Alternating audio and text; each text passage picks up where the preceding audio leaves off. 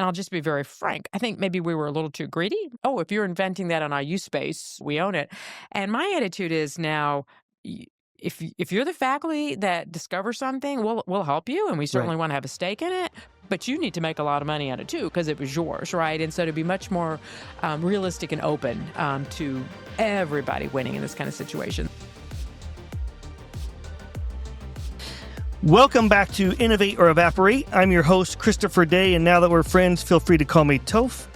And I am so excited today to have President Pam Whitten of Indiana University with us. President Witten is a trailblazer in higher education with a passion for innovation, student success, and transformative leadership. With a distinguished career spanning technology, life sciences, academia, she brings a fresh perspective to IU's rich tradition. Before leading IU, she served as president of Kennesaw State University, where she set new records for student enrollment and graduation rates.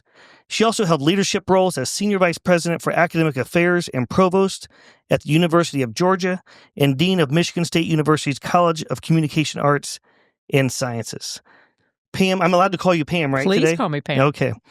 Thank you so much for coming to Innovate or Evaporate today. We could not be more excited. Well, thank you. Thank you. So I know the one thing that's burning on all of our listeners' minds is Coach Cignetti and the success that you had in the football season, the collegiate football season that just ended. You were in the college playoffs. Can you share with us a little bit? And by the way, I think he was the first coach ever in D1 to go back-to-back 10-0 starts at James Madison, right? JMU. And then at Indiana University. Can you share a little bit how that came about? Yeah, I can. It's funny. It certainly was a wonderful, magical season for Indiana University in football, and a lot of people congratulate us as if it were an overnight miracle, and that is not the case. As with anything really wonderful and meaningful that happens, and so when I came to Indiana University, I was tasked with implementing a lot of change across the institution, and certainly part of my job was to lean into college athletics, and fortunately that's an interest of mine, and I have some experience in it. And so when I came, the first thing I did was realize in about 5 minutes that we had a terrific athletic director in Scott Dolson. And so I was very pleased to have a partner like Scott to work with. A lot of integrity, knows his stuff, and is ambitious for Indiana University athletics. And so in our first conversations, I said to Scott, if we're realistic about college sports, 60 to 70% of all revenue comes from football. So we can't just let it be a secondary activity at Indiana University. We got to get serious about it. That's a massive number, 60, 70%. It's massive. Now, we love basketball, and we're very ambitious for what we're going to be in basketball. Never lose sight of that. But you can't just write off football. Right. And so I think his first response was, really, Pam? I can get aggressive in this. And so we started raising a lot of money. We started thinking about the areas that we needed to invest in to be competitive. We went out and recruited Coach Sig. He fit the profile of the type of coach we wanted, which was someone who had a long track record of winning and recognized the role of performance over potential, often in players as well, and brought Sig here. And it's the beginning of a new day. And I tell everybody, get ready and get used to it. We're going to be competitive from here on out, or at least we've got Sig signed for another 8 years. So we got 8 years that I'm very confident we will be very, very competitive in. It's so exciting. So I went to the IU game when you played Ohio State. I went to that game, and then what was the other one I came down for? Well, maybe it was when you played Purdue this year. Came down for that, and I'm sorry. What was that score? Can you tell us the Purdue score? Do you remember? I think maybe it was 66-0. I think that was that. Something like that. Yeah, something like that. But it was the whole scene was so vibrant. Mm-hmm. The stands, everybody was so excited. It was really quite amazing. So I read somewhere that you are a telemedicine specialist and have like a couple of hundred peer-reviewed articles. Is that right? Tell us a little bit about that. And is that kind of predates you coming into academia? Is that right? It really marks my entry into academia. And so when I went back to school to get a PhD, I went to undergrad at Tulane. I got a master's at Kentucky, went out and worked for a while, had a couple of kids. Then when I was 30, dragged my family to Lawrence, Kansas and got a PhD. and was interested in technology and health and what could that be. And I found this fledgling thing. This was in the early to mid-90s called Telemedicine. There were only 4 programs at the time, and began to really study how do we use technology to bring healthcare services to people. And then very quickly was offered a job at the med school to start and run the telemedicine program for Kansas. Eventually moved to Michigan State, where I was a regular old college professor for many years. Best job in America. It's so much fun. And I did a lot of grant-funded research for many years, looking at health and cost outcomes and delivery issues related to taking these innovations and putting them in healthcare settings and seeing how we could impact healthcare. That's amazing. I don't think I have 200 of anything. That's I'm amazing. sure you have 200 fans out there listening. Let's hope we turn that into 2 million. Maybe we'll do that after today's podcast. We'll get this to to 2 million. So in 2021, you became the 19th president of Indiana University, the first female president, right, at IU. And IU is the largest medical school in the world, or at least in the country. In the country. Largest medical school in the country. So maybe before we jump into a bunch of fun things here about IU, talk to us about how did you get recruited? Where the interest level to come to IU? Where'd that come from? Like, how did that opportunity kind of present itself? So much of life is planned and so much of it's serendipity. Yep. And certainly when I was a little girl, I didn't say, hey, Mom, I want to be a university president when I grew up, right? Frankly, there weren't university presidents when I was a little girl that were women, at that time. And so the way my career worked, as I've mentioned, I had time on faculty at a medical school, right, at the University of Kansas. And then I spent many years as a faculty member at Michigan State. So an AAU, land-grant institution in the state of Michigan. And then eventually actually was a dean there as well. Then I went to Georgia, to the flagship, and I was the provost, number 2, at the University of Georgia, and then became president at Kennesaw State, a large urban research university. And then the opportunity for Indiana University came, and to me, it was a dream job. I mean, everyone knows how wonderful IU is, right? But what a lot of people don't understand is what a complicated, complex institution it is, right? Most people think of a single campus when they think of a university. IU is one of the biggest universities in the country. We certainly have our flagship, beautiful AAU campus in Bloomington, right? It's gorgeous. Gorgeous and fantastic school, right? We have our now urban research university, that's IU Indianapolis, that we transformed in Indianapolis, right? Yep. We have largest medical school in the country, as you referenced. We have 5 wonderful regional campuses and 2 sub-regional campuses. And though an accident, I do think having the experience at an AAU institution, at a medical school, at an urban university. That's interesting. It was an interesting combination of all that Indiana University is. And it's been so helpful to have had all those experiences in this job. Yeah, it all dovetails perfectly. It does. Right? It does. It's all in one. So, all right, well, so let's dive into a little bit of, you have a vision for IU 2030, and thinking about the strategic growth for IU. And so let's talk about that a little bit, maybe about some of the largest transformative initiatives that you're thinking about in terms of the future of Indiana University and its growth. So let me rewind a little bit and just talk about IU 2030. And so when I came and I started, and we were doing what any new president does at a university, right? In partnership with your trustees, and that is, what's our vision? What's our strategic plan for where we want to be? And we were very inclusive in bringing a lot of people into that conversation, and very quickly realized we didn't want a typical university strategic plan. We didn't want a 200-page document that included every single person and every single thing we could ever do, and then we put it on a shelf for 5 to 10 years, and then we pulled it out at the end, and we had accidentally accomplished some things. We decided we wanted something very pragmatic that was going to be a roadmap for the specific things we wanted to do. And so we said, well, what are we here to do? And it was very clear. There's 3 things we're here to do. And so we have 3 pillars. And the first one is always about students. So it's student success, front and foremost. And we're very proud and almost liberated in our ability to say, hey guys, we're here for students. And all that we do, we need to be considering students in every decision that we make. And so the strategic plan related to students looks at very pragmatic things, right? Are we able to facilitate students' retention, right? So that they make it from freshman to sophomore year? Do we improve, enhance, or facilitate their ability to graduate in a timely way, right? Do we create those types of experiences they need inside the classroom and outside the classroom so they're ready for what's next, right? Do we do those things so that everybody knows an IU grad, right? Because the experience they have sets them apart from people who are unfortunate enough to have to graduate from other universities, right, across the U.S., right? So first and foremost, that's our first pillar. The second pillar is research and discovery and creative activity. That's also why we're here. We're supposed to figure out the big thorny issues and problems, right?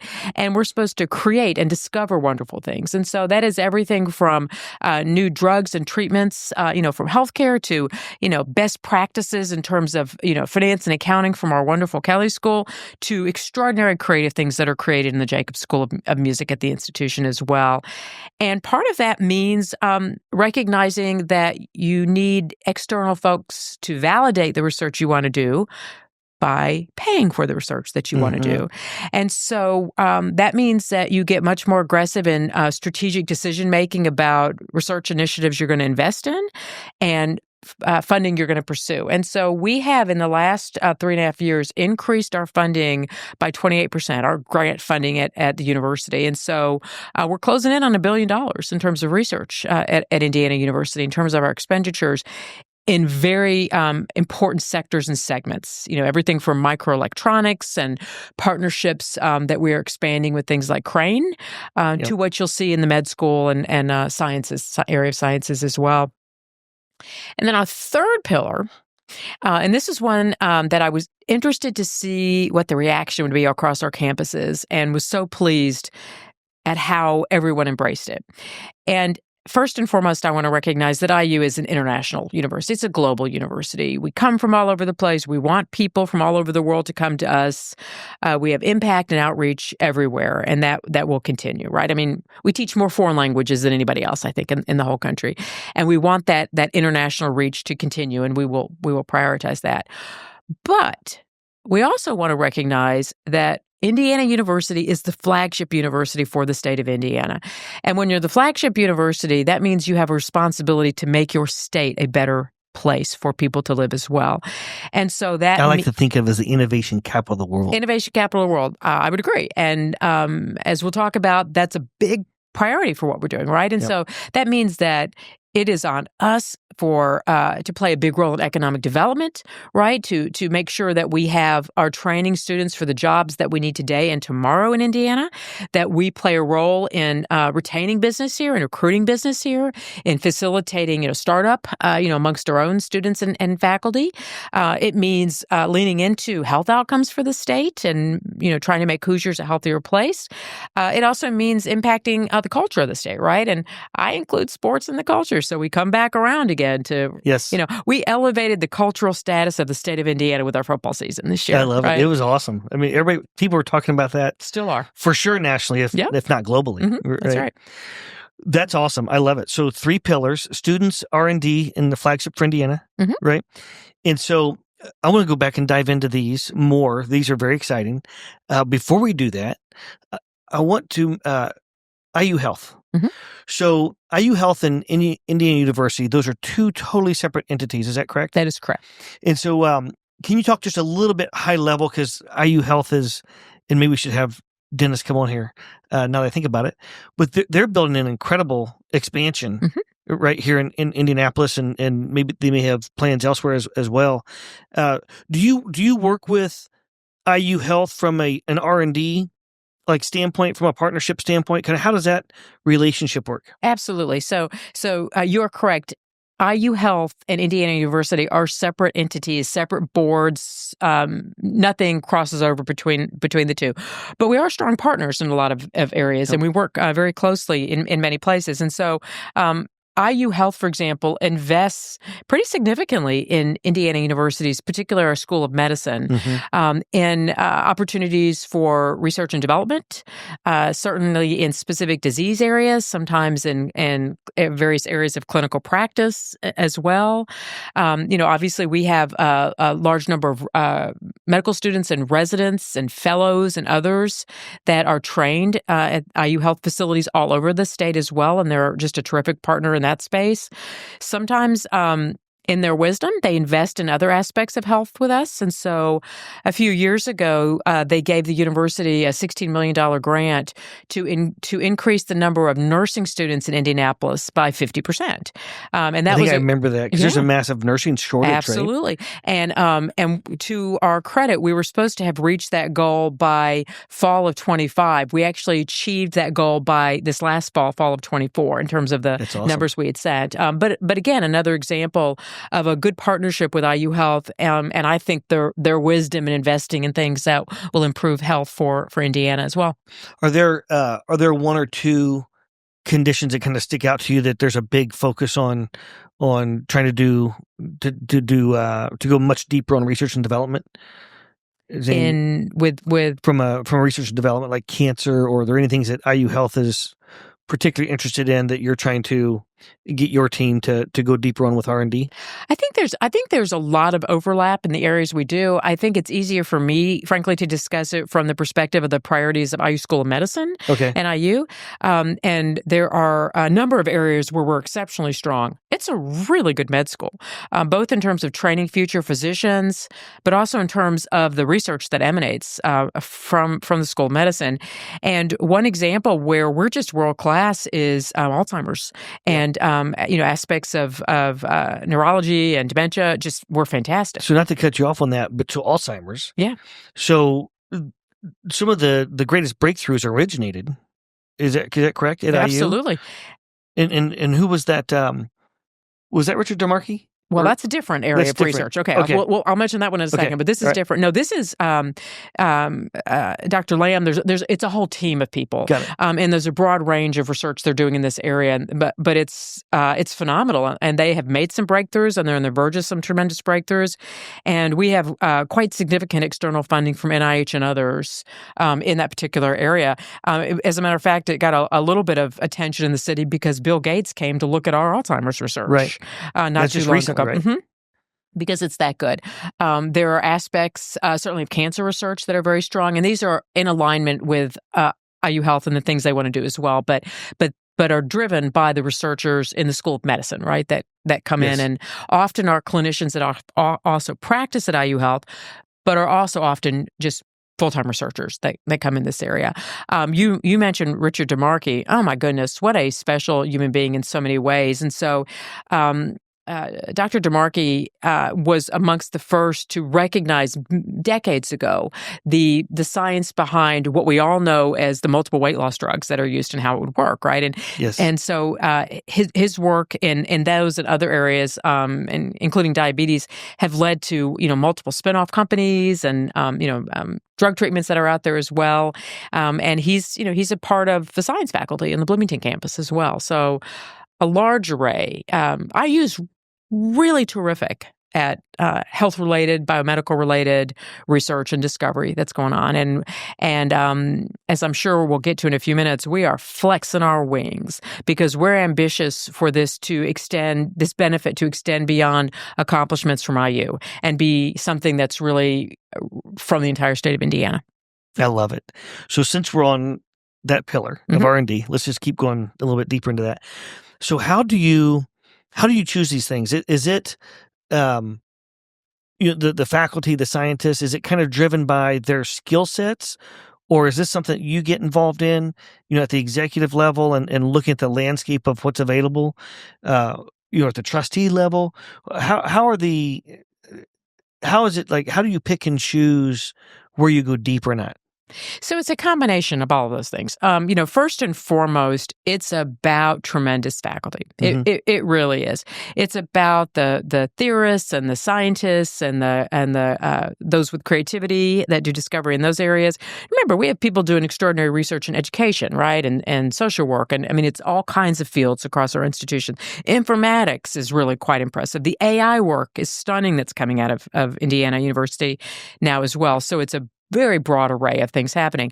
But it always comes down to the individual faculty member or members that are doing this work, right? Their intelligence, their creativity, their ambition, their own innovation in terms of ideas. And then we do our best to create an infrastructure, an ecosystem that fosters their ability to go out and do this discovery as well. But at the same time, in a parallel track, there's work that goes on at the executive level in terms of setting kind of strategic a vision for what we're going to invest in, right? And so a couple of years ago, we made an announcement that as an institution, we were going to invest about $111 million in microelectronics. And that is work and research and faculty and facilities related to chips, right? And the semiconductor industry, right? And since the new federal tech hub is down in that area, right? That's right. Near Bloomington. That's exactly right. Yeah. And an intentional desire to support Crane, right? And because Crane's fantastic with the work they have going on as well there. We also made a commitment to spend $250 million in biohealth sciences, right? And there's multiple faculty and area, and we've started several institutes in this area, moving forward as well. There'll be new degrees that you'll see coming from IU related to health and particularly biotechnology and health as well. And so it's a combination of the two. And then once we've made some of those strategic visions, and then I go to the trustees and basically say, you guys good with this, and get their input. So, and then they provide feedback and kind of approve the larger vision as well. So it's really comes from, individual faculty to, school or college level to campus level to president level to trustees. All are kind of involved in the package. So you mentioned a moment ago what I think is so fascinating, this idea of cross-sector. And, as we're doing research today, as we're trying to launch businesses, I want to kind of move into like the convergence so you have an incredible informatics school. Mm-hmm. The business school is incredible. You mentioned the music school, and I want to touch on that for a second too, because a lot of the most creatives, thinking about product development, those types of things, the creatives are some of the best folks at doing that kind of stuff because your brain just works differently, right? Very different than the business side and the creative side. And so you have this convergence of medical and business and AI informatics, the music school. How do you think about that, and how can you leverage, you think about higher ed of the future and like leveraging all these different disciplines in a way to help maybe even the commercialization of IP? How do you think about that? Kind of how the convergence of all these different studies and then ultimately maybe how that changes, how things are commercialized?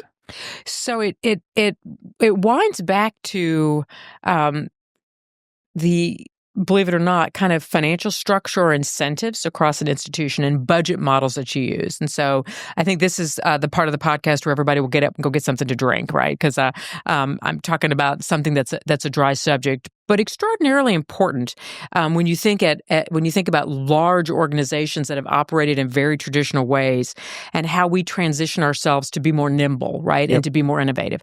And so one of the things that has been the case at Indiana University is for many decades we've used a budget model that is extraordinarily decentralized to a point where it's a disincentive for people to come together and work, because the way you would generate your own budget at a local level meant that you might need to get resources instead of somebody else getting the resources, right?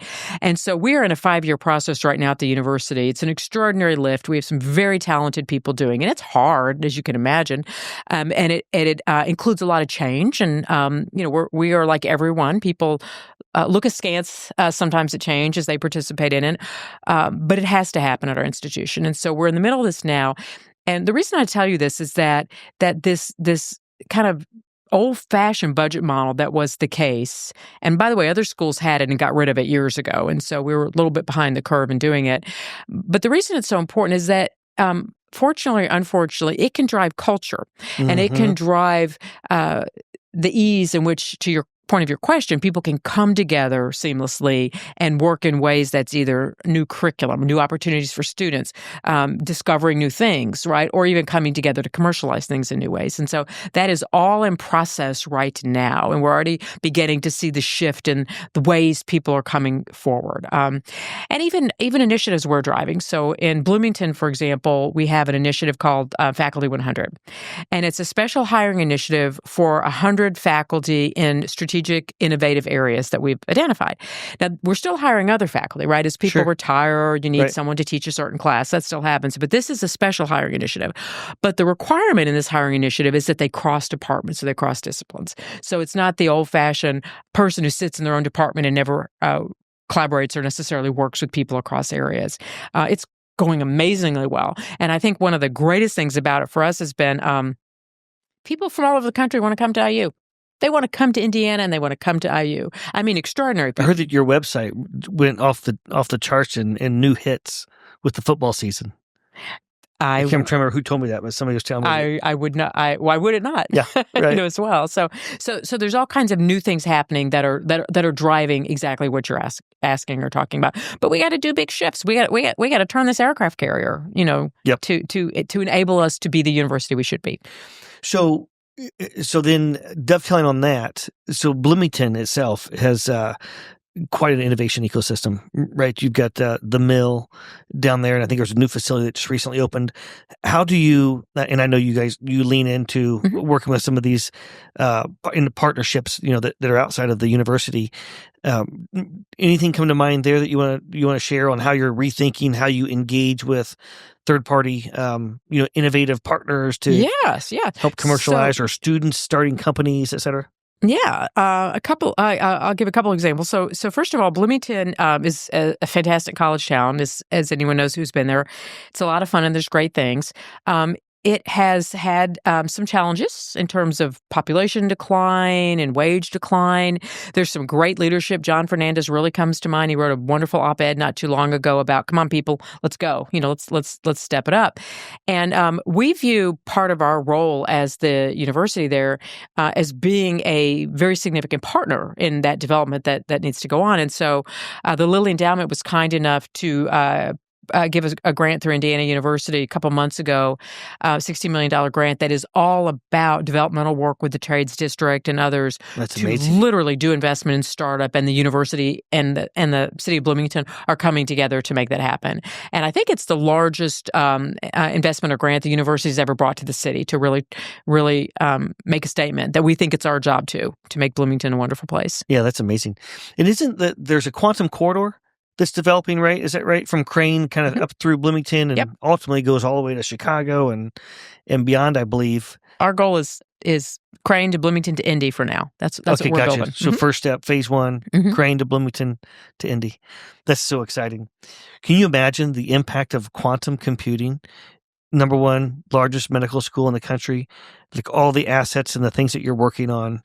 And once that comes to fruition, just the exponential opportunity and growth is absolutely is amazing. We can see it already. That's awesome. You're going to turn Indiana into the biotech capital of the world. That's the goal. I love it. So, okay, so let's hit on students. So we kind of touched on commercialization of IP, et cetera. So students, I can't imagine, Pam, what it's like running a university that like you run. The world's moving so fast. You have this proliferation of all these new AI tools. Back in the day, somebody used to make these things called Lumascapes for marketing tech, and there were 8,000 marketing tech companies, I think it was, on this thing, and you just can't make any sense of it. And now, literally we used to hear about AI for 5, 6, 7 years, and it was kind of almost like a buzzword. Mm-hmm. Now it's real, and so it feels like just the last 9 months, it has just hit an exponential curve. So when it comes to students, and you think about all these modern technology tools, you think about AI tools, how they learn, how they would, the ones that want to start businesses, what are some of the things that you're thinking about with the students and how their learning path will start to morph or change? What does that look like? So there's a range of things, and it's funny when we talk about AI and we talk about students in universities. There's really two parallel paths to talk about. So the first one, I think, leans into the way you phrase your question, which is, how does AI impact the experience for the student? How they learn, how they go to school, right? How assignments are done, et cetera. And it was kind of funny when ChatGPT blew up, whenever it was, 9 months ago, a year ago, whatever. And everybody, it was all over all the, the kind of media that old people like us look at, right? And we're just like, oh my gosh, what's this going to mean for our students? And our students are laughing. And they're like, we've been using this stuff for years, right? I mean, you're so far behind us. And it's not about, am I going someplace to have it write a paper for me anymore? They're like, that's silly. That's the easy part. It's about, is it generating my thesis for me? So I don't even have to come up with the idea, right, for something I want to solve, et cetera. And so those are the kind of things you got to wrestle with, right, for students. And you have to think about that from the perspective of not being threatened by how they learn, but how are they going to work moving ahead? And maybe if the very nature of how they work changes, then we have to be, a little bit more liberal in our perception of what's okay and what's not okay as they're actually learning. So there's a lot of work going on in that space right now. And frankly, great variability across, within a university by faculty, right? Because some faculty are set in teaching in certain ways, and others are like, wow, give me something new. I want, every day I want a new way to do it with my students as well. And so it's up to us to provide the kind of professional development for faculty to understand what's even out there for them and how they can even make things better for their students. Now, that's the learning side. The other side is just the experience for students. So I don't know if you remember when you went to college, but part of what happened was just signing up for classes, right? Or figuring out what your schedule should be, right? Or optimizing the experience is pain in a big university, right? And I wish I could tell you we have it perfect in universities. Not yet, right? But suddenly we're looking at these tools, these AI tools, as a way to leapfrog over multiple generations of making it easier to be a college student in the organization or to be a faculty or staff member. And so we're looking at exciting new tools to address those things, right? And, down the road, maybe a partner to a live advisor is going to just be a great system that tests you, plays with you, maps out your, all the different paths you could take in school and experiences, et cetera. And that's going to wildly change things for everybody in a very positive way. So that's one path, one part of your question that I referred to, right, is the side of the student experience or what's going on in the university. The other side in universities is just all the amazing work and research and discovery about AI tools and solutions, right? Yes. And those, I want to say faculty are driving, but do not underestimate the role students are playing. If we go look at the Luddy School of Informatics and you go in those labs, you will find more young adults than older adults participating with their faculty, but generating ideas for AI solutions for all kinds of applications as well. And that's kind of going on hand in hand. I learned this way, but I'm also discovering and making things for the future this way as well. And all of that is part of the higher ed ecosystem right now. I love it. That's fascinating. I was talking to a chief scientist I used to work with, and ChatGPT has this new product they released, O3. And back in the day, it used to be, so these algorithms, this math has been around for centuries, literally. And the reason we couldn't use it was we didn't have the computational power, the database structures, and then you have the people who understand the math, which we've always had the people that understand the math. But it was the computational power, the database structures. And so this O3, if you're trying to solve like some really like novel, difficult problem that requires pieces and parts of multiple algorithms, it might be 30 different algorithms, and you got to pull pieces and parts. This O3 can now, the early stages of reasoning. And so, I want to figure out a better way to make this ink pen or whatever, make the ink more blue, whatever it is, that literally this O3 will start to go, it's like, okay, you want to make ink more blue? So we're going to pull this piece from here. So it goes and pulls these pieces and parts, pulls these computations together. We'll start to run them and then realize, that one's not the right one. I'm going to throw that back on the shelf and I'm going to grab this other one. That's insane, right? And you think about like learning. And so I think you still have to have people who understand mathematics, But now you think about like a machine learning engineer, let's say, Mm-hmm.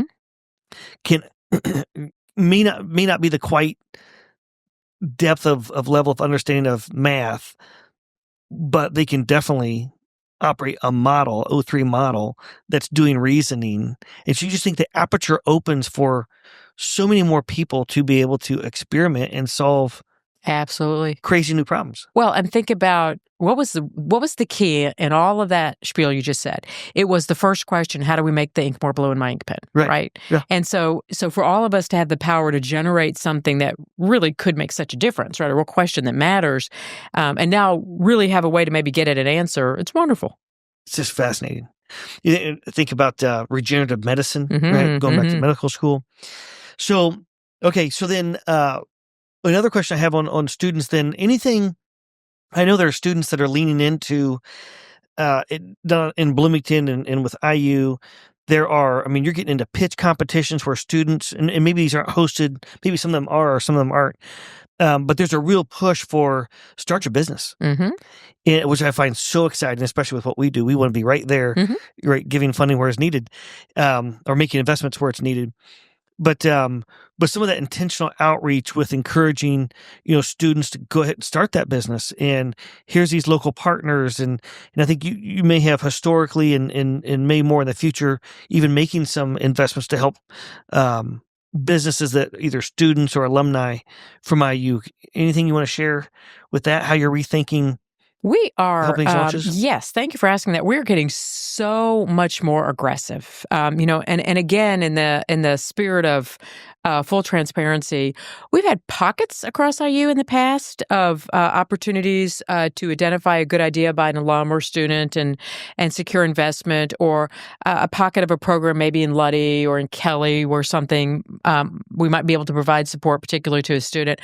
We didn't have the ecosystem we should. Not at a school like IU, not at a school with, frankly, the just crazy talent of students, particularly students, but in faculty that we have. So a little over a year ago, maybe close to a year and a half ago, we launched a new initiative called IU Innovates. First location we launched was in Bloomington. It's in the old Von Lee Theater on Kirkwood, if people know where that is. And we hired Julie Heath, who used to work in the city, right, AEDC, with entrepreneurial activities. And we said, we want to create the space, but more than that, the ecosystem of the program, particularly for students, but faculty and staff as well, for anybody that's got a great startup. So we wrap them with all the services and the different disciplines they need to eventually start that business, right? And so we were lucky to have a couple people want to give some nice gifts to the university to get it started, as well as some investment we made. We thought in the first year we'd have 40 or 50 students that qualified for it. I think by this fall we had 154 students participating formally with the full wraparound service, participating in the space. I know it's probably going to be a couple hundred pretty soon. It's just taken off, and it's wonderful. We're going to be doing it for all of IU, about to come to Indy next, as well as all of our regionals and the med school. And it is part of what we're striving to move toward, which is, you want to do something, you have an idea to launch something, and we're going to make it happen. We're also trying That's so exciting. Well, it's our goodness, our students deserve it. I mean, what they're coming up with and their ambition is amazing. We also want to make it easier for faculty. So in the past, I think we made it a little too hard for faculty who wanted to approach us. And I'll just be very frank. I think maybe we were a little too greedy. Like, oh, if you're inventing that on IU space, we own it. And my attitude is now, if you're the faculty that discovers something, we'll help you, and we certainly want to have a stake in it. But you need to make a lot of money on it too, because it was yours, right? And so to be much more realistic and open to everybody winning in this kind of situation. So we have a really good vice president of research, Russ Mumper, who joined us a couple of years ago. He has built a team of people related to commercialization that are, I think, moving us to the next tier. That's incredible. So how about policy? So we are home to Strata and Lumina, which I believe are two big forces in higher education. But how do you think about universities and helping shape either at the state level or even the federal level? Is there any impact that universities play a role in with helping to shape policy making at either the local, state, or federal level that come to mind, or things that maybe IU's working on today that that you're able to talk about? Well, we live in interesting times, right now. So I think we're all kind of watching the pace of change without judgment, watching Right. to see what's going to happen. But I think we have a long history of, faculty with expertise in certain areas that have participated in being willing to certainly to serve the state, just to bring knowledge or expertise as people are making decisions. That's happened at the federal level as well. There's so many examples I could give you. Denny Spinner runs our Center for Rural Engagement, and just fantastic the work he's doing. Some of the outreach that's going on, and the opportunity to come back and talk about unique needs in rural Indiana, right, and potential implications for that. You'll see people in the School of Education who, as appropriate, will come with the latest research in certain areas. I mean, it's really all over the institution. There's probably no piece that's not touched as well. And so it's certainly part of what any good university does, is we make ourselves available to help. Yep. Does what about any other growth plans that we haven't covered yet? Major initiatives, and as you think about, I know you're thinking about way past 2030, but did we cover off? Were there any other topics around strategy that I didn't ask you about? Well, I do think it's worth mentioning the IU Lab Yes. that was just announced. Yes, very exciting. It's very exciting. How did I forget that, Pam? I don't know, but thank you for letting me prompt you. So Lilly Endowment, so generous and gracious with a $138 million award to the university, and we're very appreciative for the excitement that they have with this vision, but also the confidence they have in the role Indiana University will play in bringing together so many partners. That's a game changer, right? Yes. I mean, this is a space. That was $138 million. $38 million, yeah. But this is a space in place that will be from top to bottom. It will be space that has students in it, and faculty and labs and classrooms. In the same space, we'll have our partners at IBRI, CICP, Lilly, as a company, IU Health, and others. Right. We also will be bringing in faculty and other founders for things that want to invent things, all coming in the same space and working together. Right. You'll move into collaboration on steroids. Absolutely, but all the way to space even for clinical testing, in vitro and vivo clinical testing. So you're commercialized, right? So when you're done, and I always say we want everybody to graduate from IU. So when you're done through this, then you go buy a big building, because you are now a new company in the city of Indianapolis. And we're very serious. When people think about what is the city in the United States that's the lead for innovative biohealth, biotech solutions, it's Indianapolis. That's what everybody thinks of. We have all the ingredients. We have great pharmaceuticals and companies, right? We have a great health system and health education infrastructure. We got, as we've talked about, the medical school.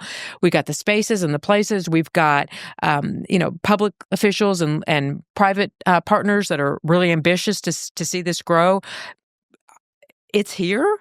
So now we'll build it and we'll blow it up with wonderful things. And I think within a decade, everyone's going to point to Indy as kind of the center of the country for this type of activity. And you brought in David Rosenberg's the new CEO. He's the new CEO of that lab. Yeah. So what's really interesting is, we have the greatest talent. Well, we're equal to anybody else with talent, right? Absolutely. I'd say we have the greatest talent. And then you think about all the other components of the ecosystem: lifestyle, cost of living, right? Access to resources, the lab space, the cost of lab space, here and what you're building versus other markets. There's really no comparison. It's very expensive in other markets. And so let's talk a little bit more about Indianapolis and your plans. Right, we had the recent split with Purdue and IU, and which I think is just going to be amazing with both universities.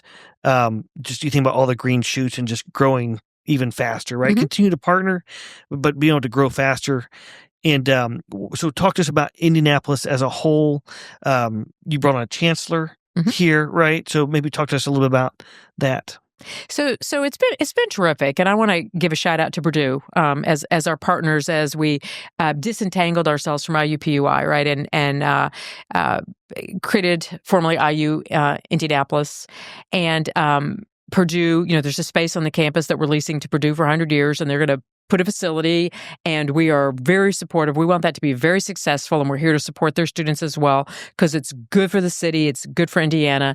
And I will say there's one Saturday in the fall and then a couple of days during the school year where I cannot stand Purdue. Otherwise, I'm very proud to have Purdue in our state. We're actually very fortunate in Indiana. We have 3 AAU universities, right? We have Notre Dame, Purdue, and Indiana University.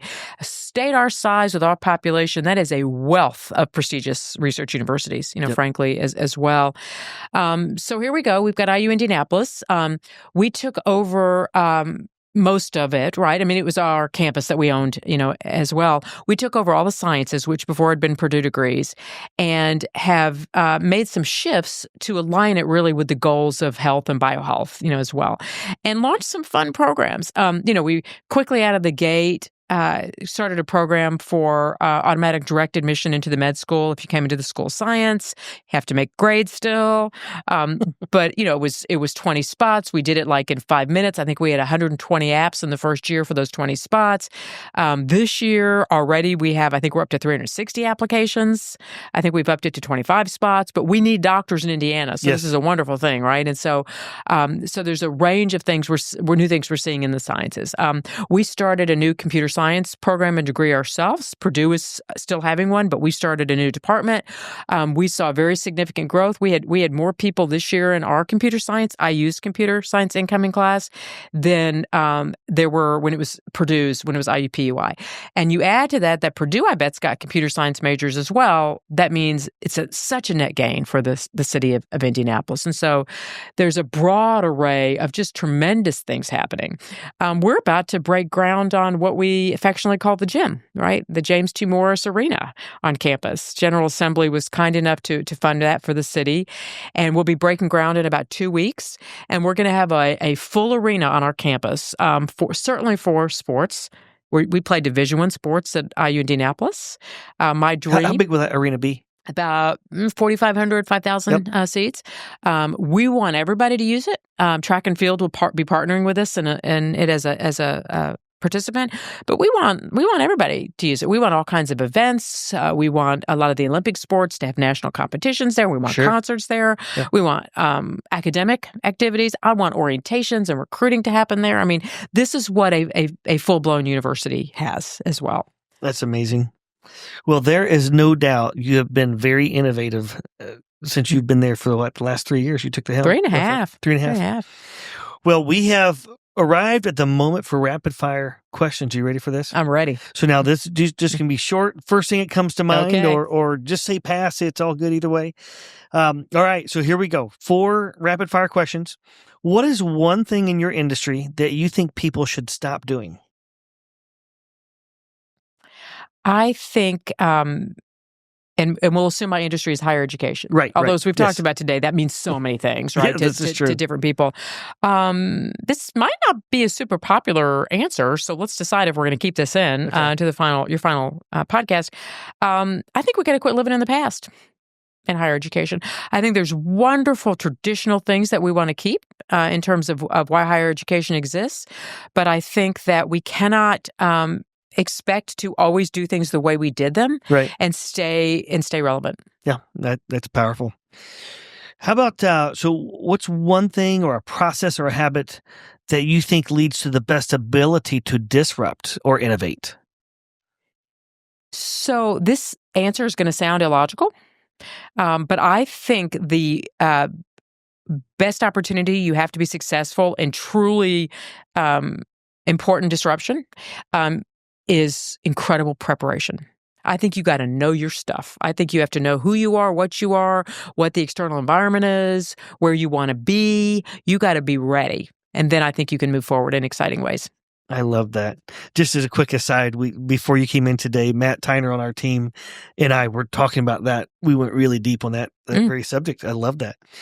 If you could solve one problem in the world with innovation that could transform our lives, what would it be?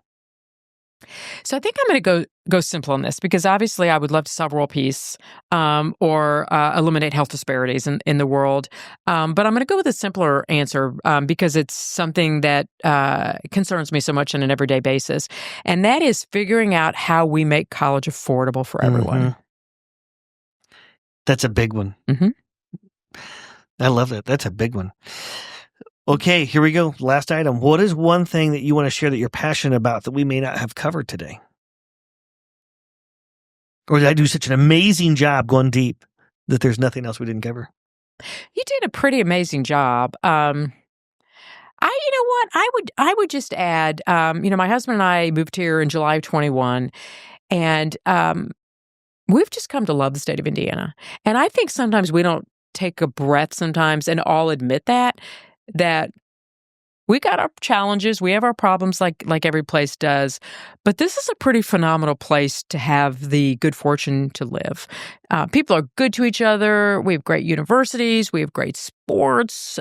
We have an affordable lifestyle. We have fantastic opportunities to eat as much as we want in very good places. But most importantly, we are a people that respect each other and appreciate the need for integrity and kindness. And I just think we need to do a shout out for our state. I love that. And I could not agree more with that. I think about 7 kind of big things: infrastructure, talent, mission critical industry, technology, lifestyle, cost of living, regulatory environment. And when you look across those 7 kind of categories, the number 1, top 5, top 10 rankings we have that goes deep, dozens, right, of top number 1, top 5 rankings in the country or the world is very long. Agreed. It's just absolutely amazing. Well, President Witten, thank you for joining Innovate or Evaporate today. This was awesome. I learned a ton. I already knew a lot about Indiana University, but I definitely learned some more things that I did not know. And thank you for sharing your story, the innovative path that you're taking Indiana University on. It's awesome. Well, thank you for having me. And the 2 most important words of any day are go Hoosiers. Go Hoosiers. All right, you heard it here. Thank you very much for joining us on Innovate or Evaporate, and we'll see you next time.